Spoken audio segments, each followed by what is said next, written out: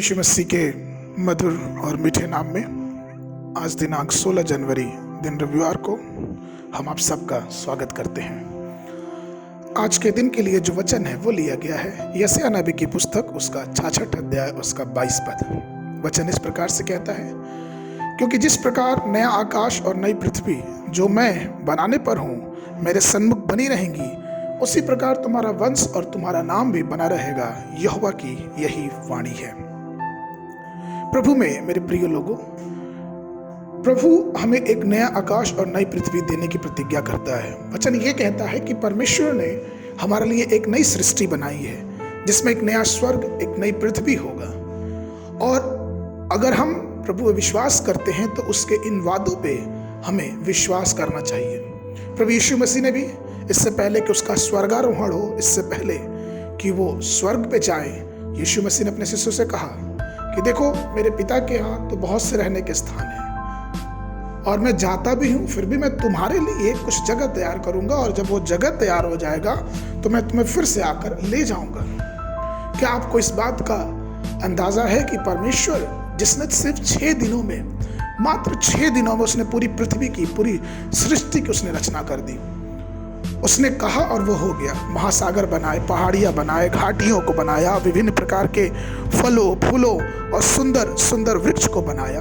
कल्पना करिए कि वो कितना अद्भुत और कितना मनोहर वो जगह परमेश्वर तैयार कर रहा है।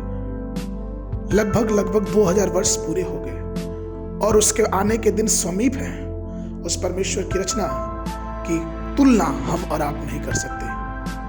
जब हम उत्पत्ति की पुस्तक पढ़ते हैं तो हमें पता चलता है कि परमेश्वर ने अदन की वाटिका रचाई। वो कितना महत्वपूर्ण था, कितना सुंदर था। परमेश्वर खुद ही हर संध्या को वहां मिलने आता था, लेकिन किस प्रकार से शैतान ने उसे धोखा देकर आदम हव्वा को पाप में गिराकर और उस सृष्टि को उसने नाश किया। कुछ और आगे बढ़ने पर हमें पता चलता है कि परमेश्वर ने नूह को आज्ञा दी कि किस प्रकार से वो परमेश्वर के दिए हुए निर्देशानुसार वो जहाज बनाए, और वो अपने परिवार के साथ उस जहाज में चला गया। 40 दिन 40 रात भर बारिश हुई, और कुछ समय के बाद जब पानी सूखा तो वो जहाज अरारात नामक पहाड़ पे आके रुका।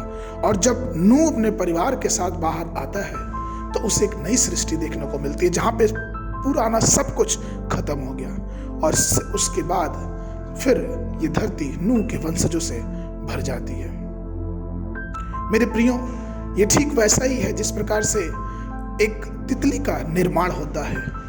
तितली जो कि कोकून में रहती है और पहले एक बहुत बुरा, बहुत अजीब टाइप के कीड़े के रूप में, कैटरपिलर के रूप में देखी जाती है। अगर हम कैटरपिलर को देखें तो हमें पसंद नहीं है कि हम उसको अपने हाथों में ले लें, लेकिन कुछ समय के बाद जब वही कैटरपिलर एक सुंदर सी तितली का रूप बदल लेती है तो हमें वो बहुत मनोहर लगती है। प्रभु में मेरे प्रिय लोग, अगर हम उस स्वर्ग राज, नई आकाश और नई पृथ्वी के वासी होना चाहते हैं, अगर हम उसके वारिश होना चाहते हैं, तो आइए इस धरती पे हम मसीह की छवि को ग्रहण करें, ताकि उसकी छवि को ग्रहण करने के बाद उस अद्भुत आकाश, उस भूमि में प्रवेश करें जिसमें ना तो फिर पाप होगा, ना श्राप होगा, ना रोग होगा, ना भूख होगा, और वह एक ऐसा देश होगा जहाँ पे ना तो दिन और ना तो रात, और ना ही आंसू और ना ही गम होने होंगे। तो आइए अपने आप को तैयार करें उस नए आकाश और नई पृथ्वी के लिए। आज के मनन के लिए जो पद है वो लिया गया है प्रकाशित वाक्य की पुस्तक उसका 21 अध्याय उसका 1 पद। मैंने नए आकाश और नई पृथ्वी को देखा, क्योंकि पहला आकाश और पहली पृथ्वी जाती रही और समुद्र भी ना रहा।